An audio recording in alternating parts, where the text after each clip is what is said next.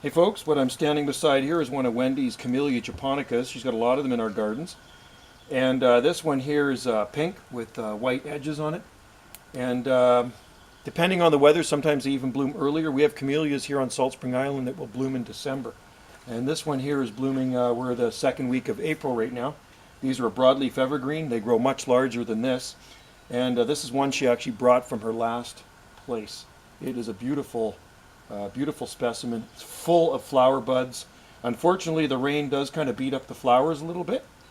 But when you got nice, sunny, warm weather, or dry weather, the flowers last a lot longer. But these are absolutely a beautiful double. They're kind of like pom-poms.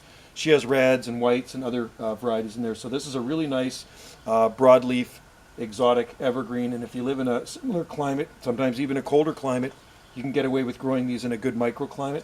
There's really beautiful specimens on Salt Spring Island. Some of them were planted 75 years ago. They are like trees. So this is a smaller version. You can see I'm standing beside it in here for scale. And this is one of our favorite flowers in the garden. She does have a few roses in the gardens as well, but camellia, much nicer because in the wintertime, it always has these glossy green leaves on it. Keep them inside the fence when they're smaller. Deer do like them.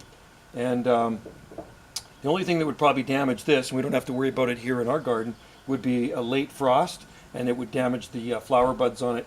But that's not going to happen here. Our last frost was February 26th in our garden, and it's not often, or you're going to see a spring frost here on Salt Spring Island at this location. So, but try these, like I say, if you live in a similar growing zone. Camellia japonica.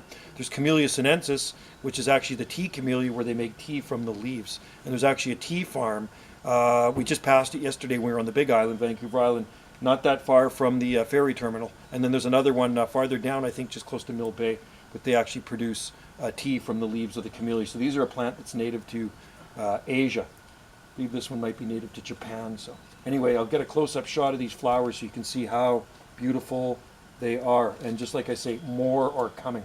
It's just full of flower buds, and our other ones are loaded up with buds as well.